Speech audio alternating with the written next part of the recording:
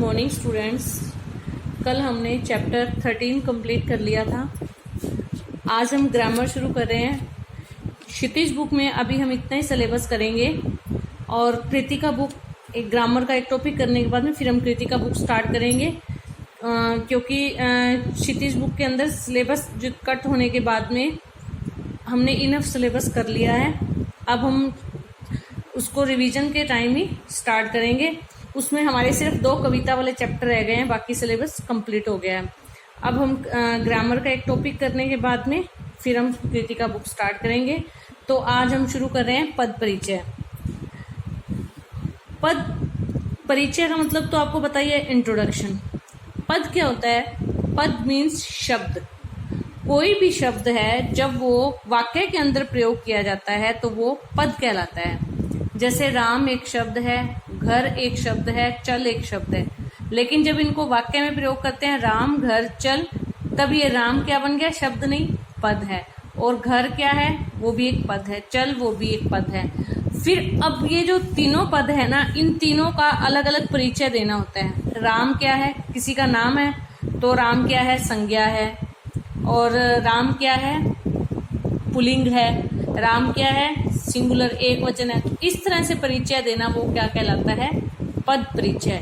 अर्थात वाक्य के अंदर जितने भी शब्द हैं उनका अपना अपना एक परिवार होता है, एक इंट्रोडक्शन होती है, उसका परिचय देना वो क्या कहलाता है? पद परिचय। यानी वाक्य के अंदर एक कर्ता होता है, एक कर्म होता है, एक क्रिया होती है, एक सहायक क्रिया होती है। तो इन सब का जो परिचय दिया जाता है कि ये संज्ञा है, एक वचन है, पुल्लिंग है, कर्ता कारक है, तो वो बताना वो क्या कहलाता है? पद परिचय। पद परिचय के लिए आपको 8 चीजों का आना जरूरी है, क्योंकि इसके अंदर जब हम पद परिचय करेंगे तो इन परिवारों से संबंधित प्रश्न होंगे। पहले मैं आपको पद परिचय क्लियर करती हूँ। पद परिचय आने के लिए इनको आना और कारक का आना जरूरी है। वाक्यों में प्रयुक्त शब्द पद कहलाते हैं। इन पदों का परिचय देना अर्थात उनकी स्थिति बताना, उनका लिंग, वचन, कारक भेद तथा अन्य पदों से संबंध बताना पद परिचय कहलाता है। दूसरे शब्दों में वाक्य के अंतर्गत किसी शब्द की सभी भूमिकाओं का परिचय देना पद परिचय कहलाता है। जैसे परिवार के अंदर एक बच्चा है, उसका परिचय दिया। गर्ल है तो वो उसके लिए हम स्त्रीलिंग यूज करेंगे, नाम के लिए संज्ञा हो गया उसका। तो इसी तरह से इन शब्दों का व्याकरणिक परिचय देना, इंट्रोडक्शन देना वो क्या कहलाता है? पद परिचय। पद परिचय के लिए निम्नलिखित पहलुओं की जानकारी देनी अपेक्षित होती है। ये आपको बिल्कुल लर्न करना पड़ेगा, ठीक है। उसके बाद में आपको पता होना चाहिए संज्ञा, सर्वनाम, विशेषण। संज्ञा किसे कहते हैं ये पता होगा, तभी तो आप पहचान पाएंगे कि ये शब्द संज्ञा है, फिर उसके आगे का प्रोसेस कर पाएंगे। अगर आपको पता है विशेषण क्या होता है, तभी आप आगे की प्रोसेस कर पाएंगे। तो इन सब का ज्ञान होना बहुत जरूरी है। तो पद परिचय के लिए सबसे पहले संज्ञा, परिवार। अगर वाक्य के अंदर कोई नाम आ जाता है किसी जगह का, व्यक्ति का, तो वो क्या कहलाता है? संज्ञा। फिर उसके अंदर क्या क्या बताना होता है? भेद बताना होता है कि वो व्यक्तिवाचक संज्ञा है, जातिवाचक संज्ञा है या भाववाचक संज्ञा है। फिर उसका लिंग बताना होता है कि वो स्त्रीलिंग है या पुल्लिंग है। फिर उसका वचन बताना होता है कि वो एक वचन है या बहुवचन है। फिर उसका कारक बताना होता है कि वो कर्ता कारक है, कर्म कारक है, संबंध कारक है, अधिकरण कारक है, जो भी। फिर क्रिया के साथ संबंध, कि उसका क्रिया के साथ क्या संबंध है, ठीक है। संज्ञा, सबसे पहले आपको ये टॉपिक इतने चीजों का परिचय देना है। वाक्य में इस रूप में आ सकता है, जैसे तुम कहाँ जा रहे हो। अब तुम शब्द को अंडरलाइन किया हुआ है। तुम क्या है? सर्वनाम है। तो इसका पहले भेद ये बता दिया सर्वनाम है, फिर इसका भेद बताएंगे कौन सा सर्वनाम है, फिर उसके बाद में इसका लिंग बताएंगे, फिर उसका वचन बताएंगे, फिर उसका कारक बताएंगे, फिर क्रिया के साथ संबंध बताएंगे। तो वाक्य के अंदर अंडरलाइन किया होगा वर्ड, उसका परिचय देना होता है। तो इसमें अब संज्ञा के अंदर क्या बताना है? भेद, लिंग, वचन, कारक, क्रिया के साथ संबंध। सर्वनाम में भी सेम, सर्वनाम के भेद, पुरुष, लिंग, वचन, कारक, क्रिया के साथ संबंध। ये पुरुष शब्द का मतलब समझे? प्रथम पुरुष, मध्य पुरुष, अन्य पुरुष। ठीक है। विशेषण, विशेषण के भेद।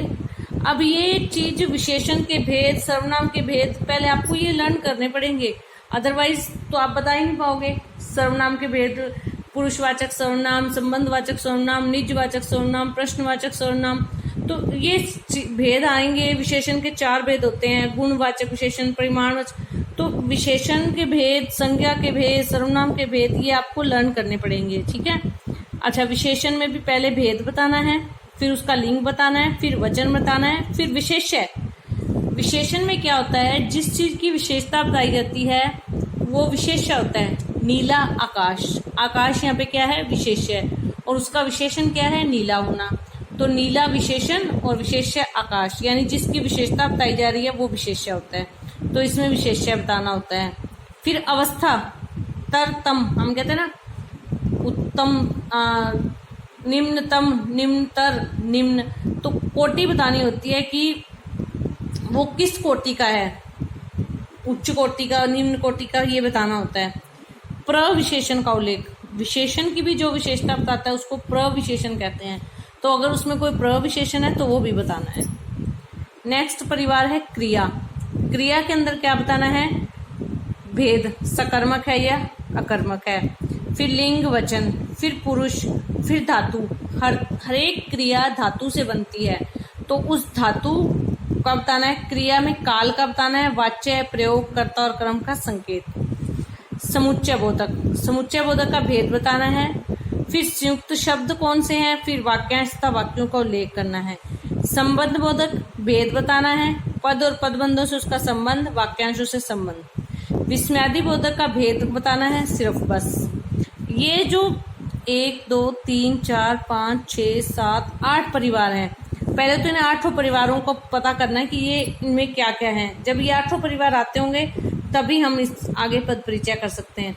तो कल के लिए आपको यही करना है, ये 8 परिवार अच्छे से लर्न करने हैं। मीन्स संज्ञा के 3 भेद, संज्ञा किसे कहते हैं, फिर जातिवाचक संज्ञा में क्या होता है, व्यक्तिवाचक में क्या होता है, भाववाचक में क्या होता है, सर्वनाम के भेद, फिर विशेषण के भेद, ये और ये की संज्ञा में लिंग बताना है, वचन बताना है, कारक बताना है, क्रिया के साथ संबंध बताना है। सर्वनाम में भेद बताना है, पुरुष बताना है, लिंग बताना है, वचन बताना है, कारक। तो ये सारा अच्छे से आपको लर्न करना है। उसके बाद हम कल आगे चलेंगे। धन्यवाद।